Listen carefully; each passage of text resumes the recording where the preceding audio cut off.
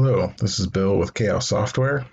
In this video, I'm going to show you how to add a new email account to Intellect that uses Gmail's OAuth specifications.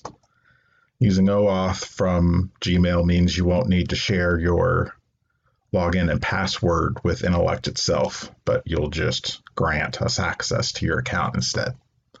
The way this works is to go to the Mail section and click the Accounts button at the top and add a new account.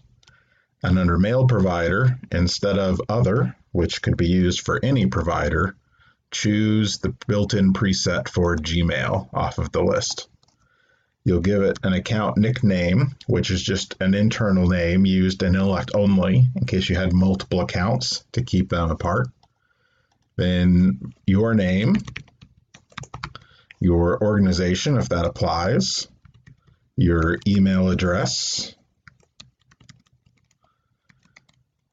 and then a reply to address. For most people, this will be the same address again, but if you had emails that you were sending, but you didn't want the replies to come to you, but to come to a different address, this is where you'd specify that.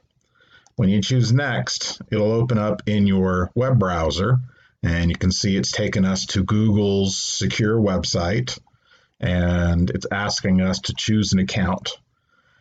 Any accounts you've used in this particular web browser before with Google will be listed here, but there is an option to use another account if you're trying to add an account you haven't used with this web browser before. Once you select the account that you want to use to send and receive with Intellect for this new account you're setting up, it's going to verify that Chaos Intellect wants to access your account, specifying which account, and then it allows you to grant you're going to allow Intellect to read, compose, send, and delete any of your email messages from Gmail. And we're going to use an IMAP connection to synchronize, retrieve, and an SMTP connection to send. So if you allow this and click Allow, you'll get a successful message in your browser. And if you close your browser and return back to Intellect, it'll confirm that everything looks good and it's now added the account. And if you want to return back to the properties, you'll see that the first column in general is just as we left it. You would have the option, if you chose, to add a signature to the account and even have a BCC for any messages that were going out, or a V card if you wanted that attached to your outgoing messages. I'm not going to make any such changes. I'm just going to return back to the main screen.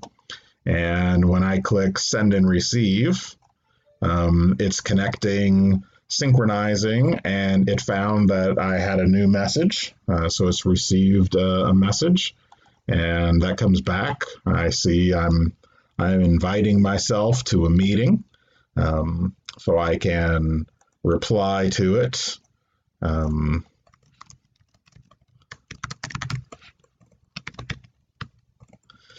now I'm going to show that I can send.